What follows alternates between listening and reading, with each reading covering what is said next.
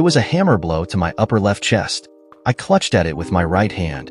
The ATC slowed rapidly, pitching me forward against the force of the blow, but not enough to keep me from flying off the bike. I landed on my back. The pain was excruciating. Heart attack? No. The hand clutching my chest felt sticky hot wetness. Blood. I had been shot. I lay in a slight depression. The ATC idled quietly 20 feet away. I raised my head a little, but it dropped back in the dirt from the pain. I felt a lot of blood. I gritted my teeth and twisted to pull my little day pack around to where I could reach it. I put my hand inside and felt around until I found the clean dry t-shirt. I pulled it out, then I found my knife and cut off a sleeve. I shoved a small wad of the sleeve in the hole in my chest. Damn, that hurt. I half-cut and then ripped a strip from around the bottom of the shirt. It was a struggle, but I fastened a wad of the sleeve over the entrance hole using the strip from the bottom to hold it in place. I looked to the south and saw the clouds boiling up. I could hear the rumbling getting louder and louder. It would be on me soon. That might save me. The shooter had to be waiting for another shot. The only place he could be was about 200 or 300 yards in front of me. There was a cypress hammock there that would hide 100 men. I needed to hide, but I was on mostly flatland. No cover. None. And he was good. He had just missed a heart shot on a target moving about 10 miles an hour from a couple hundred yards. Damned good. I didn't want him to have another shot. A few raindrops hit near me. I heard an engine start from over behind the cypress. I heard an ATV move slowly off, staying out of sight behind the cypress. I crawled to my Honda and pulled myself up on the seat. It was raining harder now. I could see the trees and brush along the road on the north perimeter of the ranch. I could no longer see the cypress hammock. I pressed on the thumb throttle of the Honda and we moved off to the north. I felt myself getting weaker. As I neared the road, I looked for a break in the brush alongside the fill ditch beside the road. I knew I couldn't get the ATC across the ditch and the guardrail beside the road. I hit an unseen bump that really got my attention. I thought I was going to pass out from the pain. I saw an opening and eased the ATC down into the ditch. There was only about a foot of water in the bottom. I turned and rode up the ditch for a bit until the bike was hidden. I slowly crawled up the side of the ditch and struggled over the guardrail. Now the rain was coming down like a cow pissing on a flat rock. I sat on the ground and leaned back against the metal guardrail. I had to rest a second. I felt warm and comfortable. I tried to turn onto my side and I couldn't move. I opened my eyes and looked into the biggest blue eyes I had ever seen. The eyes were set in a very cute little face framed by golden braids. There was a delightful sprinkle of freckles across her little nose and rosy cheeks. She turned and ran. I heard her call out, "Mama, Aunt Peg, he's awake. Come see." I looked around and saw I was in a hospital room. There was an IV in each arm and a cannula blowing oxygen up my nose. Two older versions of the girl followed her in the room and looked down at me. "How are you feeling?" one of them asked. I thought I was seeing double, so I closed my eyes for a second. I popped them open and there were still two of them. "Are you twins?" They laughed and I noticed one had a tiny scar on her lip. Her eyes seemed to look right through me. I saw only her. She was truly beautiful, long blonde hair in a ponytail, big blue eyes, and a sensational body. The other woman said, "I am Dr. Peggy Martin, and this is my sister Pat Douglas and her daughter Sally. I am very pleased to meet all of you." Sally's lovely face is a delightful sight to see when one awakens and is totally lost. Pat grinned at me. "She thinks she owns you because she saw you sitting alongside of the road and made me go back and check you out. I thought you were dead at first, but you still had a pulse. A passerby helped us get you in the back of my pickup, and we brought you here to my sister." I looked at Sally. Of course I belong to this beautiful little lady. I owe her my life. "No," Sally said. "You belong to Mama. She gave you mouth to mouth and stopped your bleeding before we brought you here." I looked at Pat. "I owe you then. I always pay my debts." Dr. Peggy smiled at me. "We removed some small bullet fragments from your chest. You were darned lucky. The bullet hit the strap to your pack where it was folded over 3 times and broke it up some. It nicked your top rib, and there were 4 exit wounds and several pieces that stayed inside. We got them all out. You are going to be all right. Because it was a gunshot wound, I have to turn you over to the tender mercies of the law. This is my sister, Lieutenant Pat Douglas of the Sheriff's Department." I looked back to Pat. "Am I under arrest?" She grinned. "Of course not, sir. We arrest the shooter, not the shootee. I do need to question you when you feel up to it. Now we'll be fine." She lifted a clipboard and asked my name. "I am Hamilton Adams Murphy. I live on the Irish Glen Ranch." "I know who you are now. You are Hambone Murphy. You own the ranch." "Yes, ma'am. Please just call me Ham." "Ham, who shot you?" Do you know? No, I have no idea. The only person who might want me dead would be my ex-wife. I don't see her doing it unless she would profit from it in some way. I don't think she would shoot the gun then. She would get someone else to do it. Well, we are going to transfer you to the county hospital in Arcadia. Perhaps tomorrow. Please let me stay here. I can pay. I am afraid the fact that I am alive will get out, and the killer will try and finish the job. Have you told anyone I am here? They looked at one another. No, no one knows you are here. Pat looked at Dr. Peggy. I think he is right. Can we keep him? I guess so. It won't be cheap though. This is just a little country clinic. We can do it though. Pat advised me. I have to go to your ranch this afternoon. They filed a missing persons report on you. I am going to investigate. Listen, my billfold is in the center drawer of my desk in my office. It is sitting on top of my S&W 9mm pistol. Can you bring them to me?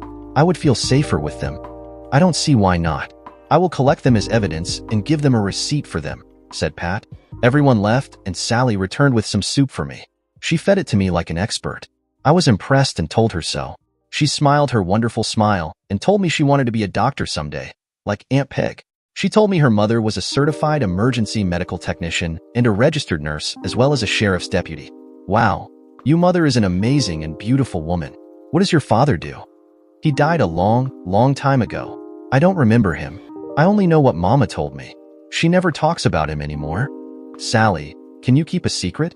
Oh, yes, I love secrets. I think your mother is the most beautiful woman I have ever seen. Now listen, you must promise to never tell her I said that. Okay. I won't tell. I promise. I think she is beautiful too. Aunt Peg is beautiful too. They are twins, aren't they? Yes, they love being twins. They are best friends too. I think I would be more comfortable sitting up. Could you ask Aunt Peg if it would be all right? 10 minutes later, I had several pillows behind my back and was feeling much better. Sally and I talked for hours. She was a very bright and perceptive girl. I really enjoyed talking to her. She was going to be a real heartbreaker in a few years. She was a virtual doll. Pat joined us later that afternoon. She looked at me. I never realized you had such a big place. I thought all of it was where the office is. Heck, it is spread all over the place. You guys sure keep quiet about that place. No one seems to know much about it. Yes, it is spread out quite a bit. It spreads over 30 square miles. That's 19,200 acres, a pretty good-sized chunk of land. When I am better, I would love to show you all of it. It is a very interesting ranch, at least I like to think so. Pat smiled. We would love to see the whole thing. Is the housing development down on the state road part of it? Yes, that's the workers' village. Wow, that's a beautiful place with nice homes. Your ranch foreman seemed like a nice guy. He was very helpful and really concerned about you. He said you were too damn tough for anything serious to get you. That was close enough for me. He gave me the surveillance DVDs for the headquarters area. I haven't had a chance to look at them yet. That TV over there takes DVDs. Let's look at them together. I may spot something you would miss. Okay. We watched until I was seen entering the office. I told Turk, the ranch foreman, I was going to ride my old three-wheeler up along the north part of the ranch to look for a site for an aquaculture farm. I wanted someplace close to a road and not usable for much else. I needed a couple of 100 acres. I pointed out the area I was going to be checking on a large map. Pat asked me if I noticed the man standing off to one side. He looked very interested in what I was saying. I told her he was a ranch hand, been with us for about 3 years. His name was Farrell Thompson or Thomas or something like that. We all just called him Farrell. I walked out of the picture and out the door. Farrell waited a few minutes and then furtively went to the big map of the ranch. He looked at it for a few seconds and then asked Turk if he could have the rest of the day off. He said he didn't feel well. Turk said there was no problem. He told Farrell to call in the morning if he was still sick. Farrell went out the door. We watched that tape for a bit, then changed to the camera that covered the front of the building outside. After a while, saw me leave and walk out of camera range. A while later, Farrell left and went to his truck, which was visible in the parking area. There was an ATV in the back of the truck. That was not at all unusual. Most of the hands had them. They used them like old-time cowboys used a horse. Pat and I watched the rest of the pictures and didn't see anything suspicious. She turned and looked at me. Ham, I think that Farrell has to be a suspect. He sure acted funny. I have to agree with you. But why? I normally have very little contact with him. He really works for Turk, not me. I don't think I have ever even talked to him, except to say hello. I'll have him watched. I thought I saw a rifle in the back window of his truck. Let's go back and look. We rolled back to when he came out and saw him walk to his truck again. Pat said, "Wait, look, he is talking on a cell phone. And look, here is a rifle in the back window gun rack. Hey, Pat girl, good eyes." Gives him everything he needed except a motive. I bet she calls him sugar. I reached over and patted her hand. She looked quickly at me and smiled. I said, "I need to call my attorney and see if there is any way he or my ex could profit from my death." I told her to hand me my little day pack. She did, and I pulled out my cell phone. Pat said, "It won't work here." I know, but I don't remember his number. I have it programmed in the cell phone and here it is. Would you dial it on that phone while I read it off? She did. "Hi, Jack, Ham here. How are ya?" "What? They are? Listen, buddy, don't tell a soul. Someone almost killed me. I want them to think I may be dead. Right? Here is what I need you to do. Go over my divorce papers and see if there is any way Nancy could profit if I were killed. I know, but just reread it and see. Okay? I'll call you back in a little while, okay? Right then, a half an hour. Thanks." I looked at Pat. His office is in his home. He can do it.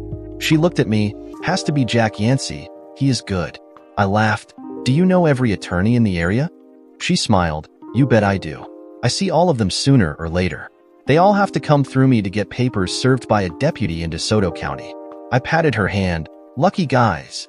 "What? You heard me. Listen, Sally is here with your dinner. I'll be back later. Please don't leave me. I'll have a relapse and die." "Ham, you are being silly." "Am I? Can you eat with me?" She looked at me for a long time and then smiled. "Let me go see if I can beg a meal. The meatloaf does smell good." Pat and Sally both ended up eating with me. Dr. Peg stopped by and changed my dressings and said everything looked good. I called Jack back and he said he was very upset. He told me what it was. I was upset too. When he was through, I looked at Pat. We now have a motive. I looked at her. Jack says he never reread the complete divorce agreement carefully after he got it back from her. She had it for several days. She had signed it and had her signature notarized. He says someone inserted a clause saying that if I died intestate, she would inherit if I were unwed at the time of death. He said that on careful examination, the page that insertion was on was printed on different paper than the rest of the pages. Wow, she has to be the one gunning for you. Boy, I am sure glad you guys hid me. I think you saved my life again. I really belong to you now. Really? She smiled. I smiled back. You are going to have a real hard time getting rid of me now. Ham, you are a really nice guy. I know all I would have to do is ask and you would be gone. Right? Yes, you are right. Please don't ask. She leaned over and softly kissed my lips. Sleep tight now, Ham. I'll see you tomorrow. I lay there and thought of Nancy, my ex-wife. I had loved her and thought we had a perfect marriage for the first several years. Then our lovemaking dropped off. She was always either tired, had a headache, or some other excuse. I started noticing some things she said about her activities didn't really add up. Nothing was so far off I could put my finger on it. Just a nagging suspicion lingered in my mind. Then I scheduled a trip to Guatemala to visit an aquaculture installation growing bullfrogs for frog legs. I asked Nancy to accompany me. She refused, saying she hated frogs and wasn't about to spend a week walking around looking at them. It seemed reasonable to me at the time. Now, I am not a totally stupid and foolish man. I knew she was very active on the internet on her own personal computer. About a week before I was due to leave, she went into town to have her hair done. She was always gone several hours. I had procured a new hard drive for her computer. While she was gone, I copied her hard drive onto the new one. Then I replaced the old one.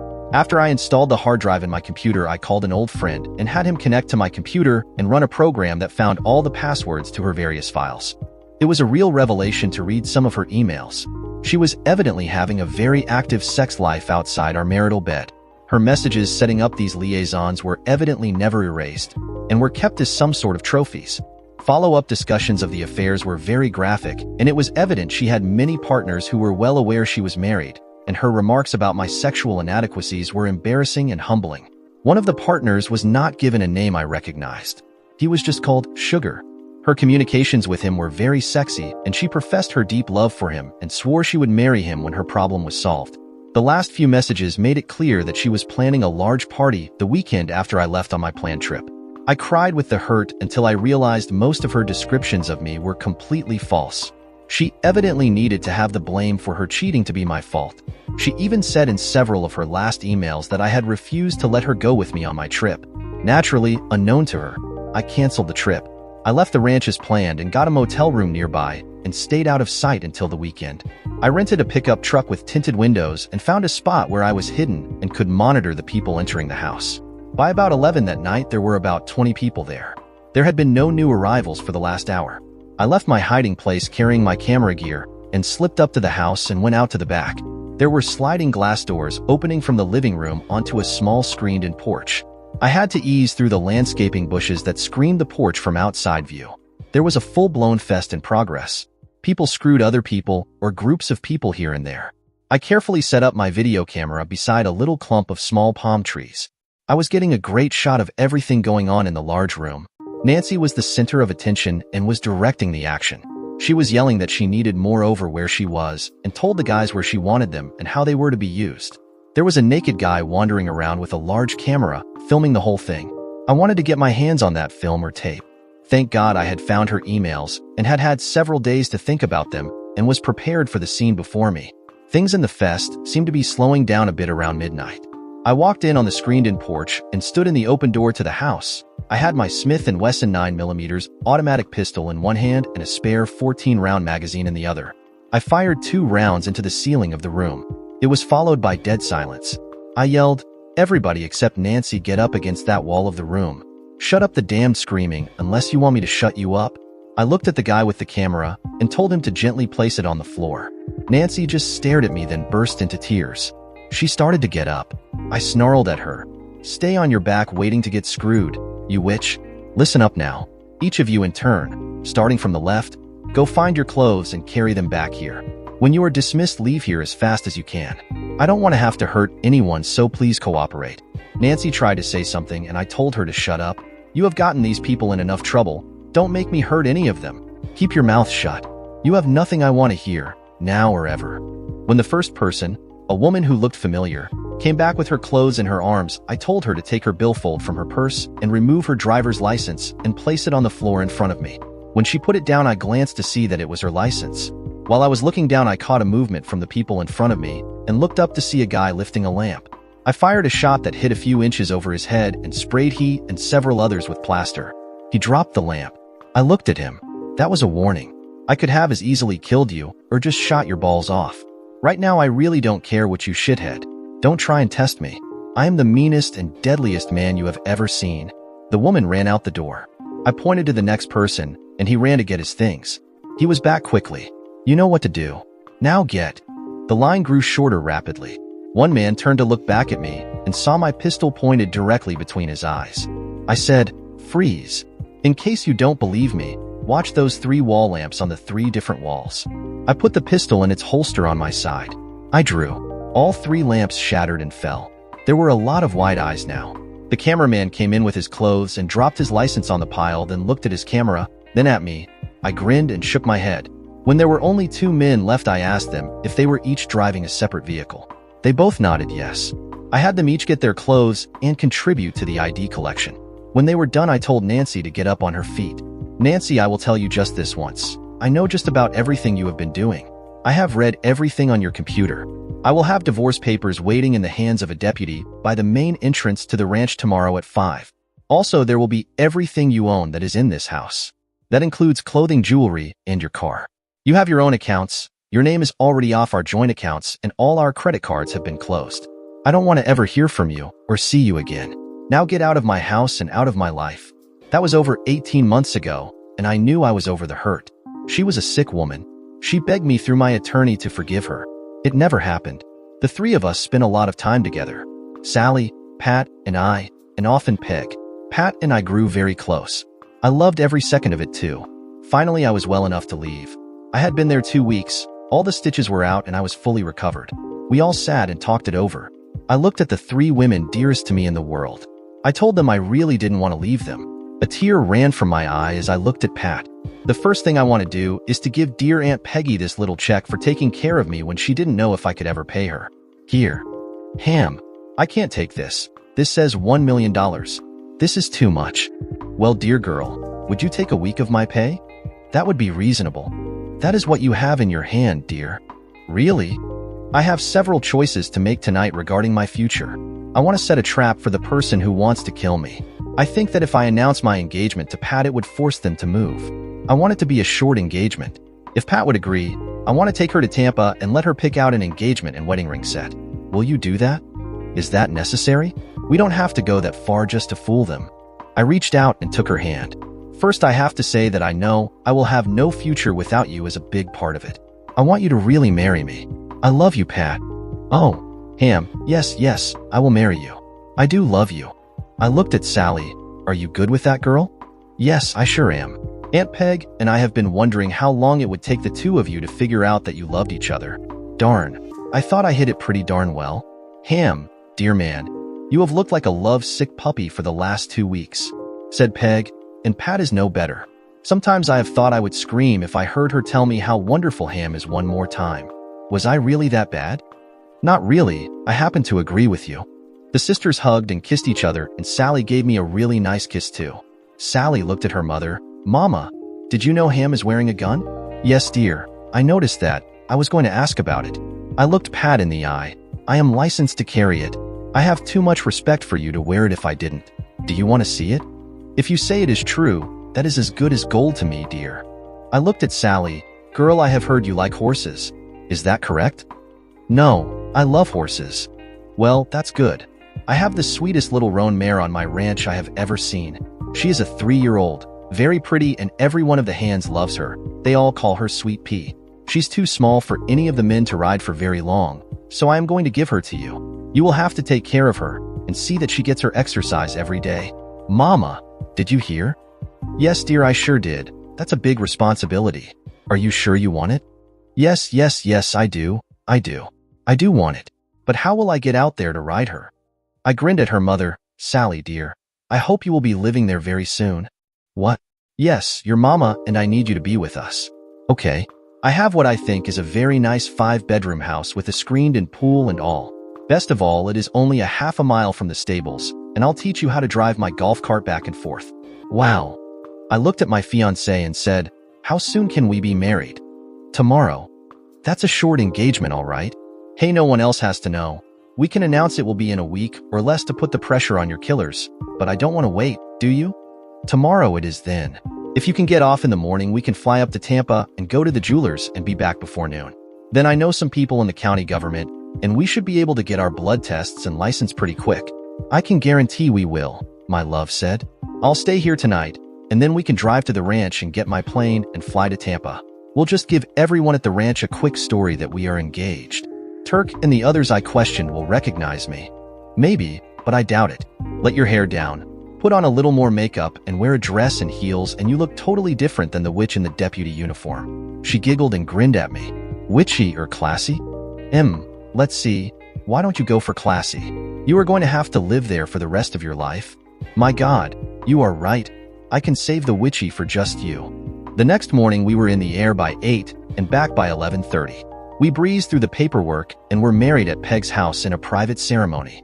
Sally spent the night with Aunt Peg, and we went to a motel in Port Charlotte for our honeymoon. We had a nice dinner and walked hand in hand to our room. I sat and watched her undress. She didn't really tease. It was so erotic for me watching her. She didn't need to do anything to get me excited. Her eyes never left mine, and I stood and walked to her and kissed her. Neither of us were self-conscious about our bodies.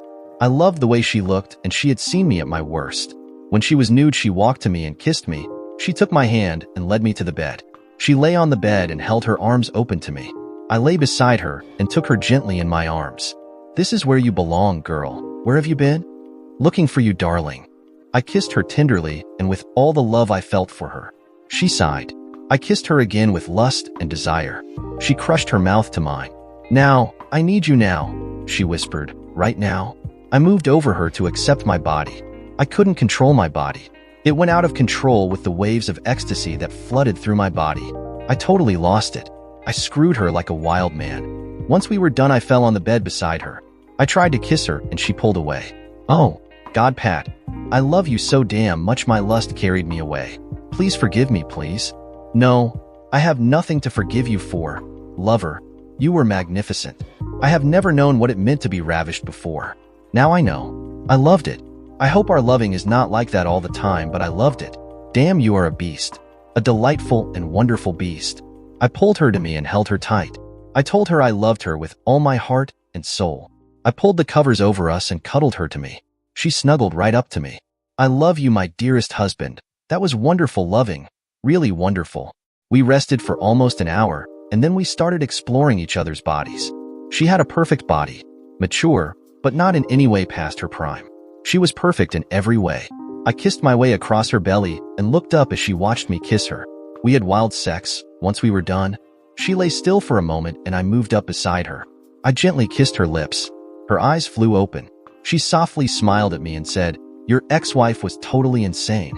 You are unbelievable. I love you, and your turn is next. I will never let you go." We soon fell asleep and didn't awaken until morning. We got dressed and hurried to Pat's house. Sally and Peg rushed out to meet us. They wanted to go to my house. We all loaded in my big SUV and headed off. I looked over at my sweet wife. "Dear, I think we can take a tour of the ranch first, then see our house, and after that we can go to the stables for a second or two if we have time." I was watching Sally's face in the mirror. Her head dropped in disappointment. I couldn't stand it. "Well, maybe we can go to the stables before the house." Her head jerked up. We were on the ranch when I saw her looking out at all the horses and I stopped at the stables. We all piled out and Sally ran to the fence. "Where is she? Where is Sweet Pea?" I said, "Right behind you." She turned and saw Turk holding the little mare. I handed Sally a lump of sugar. She put her hand out with the sugar and the gentle, soft lips of the mare brushed her hand as she took the sugar. The horse lifted her head and stretched out to nuzzle Sally's cheek. Sally threw her arms around the mare's neck and cried. She looked up and ran to me and hugged and kissed my cheek. "Papa Ham, I love her. She is beautiful. Oh, she has a new saddle too." "Sally, this dried-up old man here is Turk, the boss of this ranch. He wants to go for a ride with you and Sweet Pea. I'll help you up on Sweet Pea while he gets his horse." "I don't need any help." She was on the mare's back in a second. Her face was beautiful as she smiled at her mother and her aunt. I adjusted her stirrups. I think the smile on my face was as broad as it gets. Turk rode up and smiled at Sally. "Let's go, girl. We'll start out at a walk. You look like you know what you are doing." We watched as they rode off. Sally's pigtails flopping up and down. They walked, then trotted away from us. Then they turned and galloped down a cross trail. They stopped and talked for a bit. Then they turned toward us and Sally's legs flew out to each side as she kicked Sweet Pea in the ribs. Sally flew past us lying along the mare's back screaming, "Go girl, go." Turk was trailing along behind them laughing his head off. He slid to a stop beside us. "Look at her go. Ain't nothing I can teach her. They are bonded already. I have never seen that little horse run like that before. Damn, look at them go." Sally swung Sweet Pea around and headed back. Then she jumped off the horse and hugged its neck. They walked back toward us with the horse nuzzling the girl's cheek. Sally was talking softly to the little horse. When they reached us, Sally handed Sweet Pea's reins to Turk. "Thank you, Uncle Turk. I love her." She kissed the soft muzzle and whispered to the horse. She turned and walked to us. "Let's go see the ranch." We drove up the road past the stables. I pointed out the big grove of old huge oak trees. "That is where the ranch house is located. Up ahead is the orange juice plant. See all the trailers waiting to be loaded with juice. These are farm trailers loaded with oranges waiting to be processed. You can see down this road is the hog ranch. The pulp and rinds from the oranges are mixed with grain we grow, and it is fed to the hogs. We won't go down there today. The smell is hard to take, and it seems to stay with you for hours and hours. We have several thousand hogs at any one time. Down the next road ahead on the left is the methane gas plant and the generator building and steam plant. The waste from the pigs is piped to the methane plant and it is processed and made into a gas. The gas is piped to the generator plant and makes all the power for the ranch, the irrigation system, and the meat packing plant.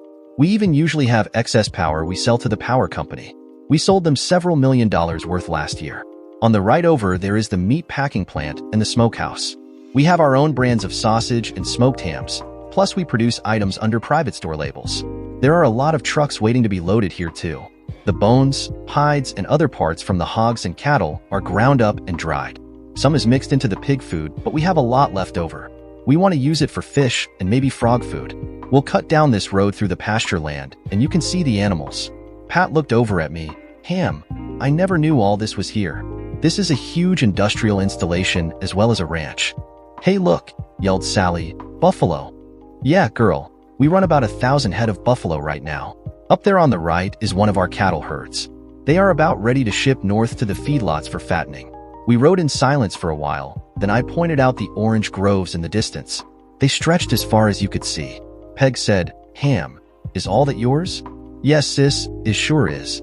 There are 5,000 acres of groves now with more under development. The whole ranch is 30 square miles, roughly 6 miles long and 5 miles across. That is a little over 19,000 acres altogether. What you see over here is something I am very proud of, our workers' village. This looks like an upscale housing development," exclaimed my wife. "What are the lots? About an acre?" "Yes, dear, that is exactly what they are. Over there are the apartments for the single workers and some of our retired folks. When people work for me, they can elect to have part of their pay deducted for company housing. As they stay longer and longer, they gain equity in the house, until at the end of 20 years they own the house free and clear. Electric and water is free. Ham, this place is beautiful. The landscaping is fabulous. Everything is so neat and clean. I can't believe this. These are $200,000 to $300,000 estates anywhere else. Well, we have our own construction crews too. We are always building something. The workers maintain everything. They insist everyone keeps things nice. People who were retiring or had to leave for one reason or another have sold several back to the company. They have the option to sell to anyone they want after 20 years of service. Does the little general store belong to you too?" "Yes, but it is leased to one of our retirees. Residents have a card and they get a nice discount. The guy running it gives the residents of the big trailer park down the road a discount card also, but not as big. He wants to double the size of the store. He is talking about putting in a beauty or barber shop and maybe a pizzeria and a couple other shops too. My housekeeper and cook do almost all our shopping here now." We drove back to the house. The house was virtually new. I had totally remodeled it after the divorce. I wanted a complete change. The pool and patio were new, as was the master suite. I told everyone that as we drove. This would be a complete new start for Pat and Sally. Not a thing was left from my first marriage. I told her she was free to change anything she wanted to change, except me. Pat laughed. "I don't see a major makeover there. I kinda like you as you are." They all loved the house. The pool had a grotto featuring a waterfall and lots of plantings. The master suite also opened onto the patio and pool. There was a huge walk-in closet for each of us. Her was the biggest by far. Her dressing area was large too. Pat hugged me. "This closet is bigger than my bedroom. How will I fill it all?" Fredericks of Hollywood and Victoria's Secret. Peg laughed at us. "I think this man wants you pregnant, but I don't think, from all the shoe racks, that he plans to keep you barefoot. I think we are already working on the first part." I said, "Are we?" "Yes, dear man, we certainly are." Peg looked at Pat. "How long have you been off the pill?" Pat smiled and blushed. "Over a week." "What? You decided to have his baby then?" Pat smiled at me and nodded. "Yes, I knew then I would try." "Really?" Peg asked. "You wanted him then?" "When I saw a handsome, intelligent, sexy, zillionaire walk by, I just went for it." "Really? You didn't know all that stuff then?" "I knew the handsome, sexy part, and that is enough. The rest is just gravy." I had to love that girl. She loved the master bath too. It featured a very large shower and a huge whirlpool tub. Pat and several of her fellow officers from the sheriff's department looked over the ranch and decided that the house was the best spot for the trap. There was only one ideal spot, my home office.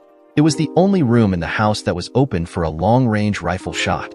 Infrared detection gear was set up to cover the area the shot would have to be fired from. All the approaches to the house were covered too. Monitors were set up in a spare bedroom. Men with night vision goggles would be in position to capture the shooter if possible. Taps were put on my ex-wife's residence and on the phone of Farrell Thompson. It was about 8 o'clock that night when I got a call on my new private line. It was the chief investigator for the sheriff. He told me he had a tape he wanted me to hear. I listened as I heard Nancy tell someone to do it tonight or never see her again. He said, "Honey, I'm really scared. I think this is just too easy. I know I scouted this out last night." I could see him clear as a bell working on his computer. I was over a mile away, and that big spotting scope you brought him in clear as a bell. I will have to get in within 200 yards tonight though to be sure of a clean kill. "Sugar, you can do it? Then we will be together living in luxury for the rest of our lives. I can't wait to screw you when you get home to me. Hurry, you can get away. They won't hear you with that silent muffler on your bike. Don't forget to throw the muffler away on your way home to me. I'm still scared. Then don't ever come back here. I'll get someone else to do it if you don't love me." "No, I'll do it. I'll do it tonight. Be ready to get out of town. Oh, sugar, hurry back to me. I need you so bad." Well, that is the recording. What do you think? I think he wants to get laid tonight. Yeah, the witch stuck it to him. He'll try tonight. We will keep you posted on his movements. I think she will try and bug out before he gets back. If he is successful, she can always say she got scared. I think she already has a plan to get rid of him. She has to do it to feel safe. I just don't like Pat being out there in the dark with a killer. Hey, I hate it too. She says this is her swan song. She wants to be a housewife from now on. I picked up the little walkie-talkie radio and said, Pat, this is Ham. Do you read me? Perfectly, dear. I am in position. Did you hear the wiretap tape? Yes, I sure did. It looks like tonight will be the night. Please be very, very careful. I can't stand the thought of you being out there in the line of fire. I am about to call the whole thing off. No, don't do that. I'll let you know when to start the projector. Right. 2 hours dragged by very slowly. I was a nervous wreck. Then he was reported sneaking in the gate on his ATV. Different positions reported him right up until he was along the line he would have to fire from. Pat called and told me to start the recording. I did. The projector showed the recording of me sitting at the computer. From outside, it looked completely real. Nothing happened. I sweated and swore. Nothing. Then the window to my room burst inward, spraying glass all over the place. I flipped off the recording and was plunged into darkness. I held my breath and prayed. Then I heard a shot from the distance. I ran to the window, crunching through the broken glass to look out. I saw floodlights moving toward a man standing with his hands over his head. I started breathing again when I heard that sweet voice call, Ham, we got him. It's all over. Nancy is in custody too. Tears ran down my cheeks. Picked up my phone and hit number 1. Yes. Peg, she is all right. It's all over. I have to go find her. Yes, Ham, go find your crazy wife. Kiss her for me. Dear listeners, please share your thoughts in the comments section below and don't forget to like, share, and subscribe.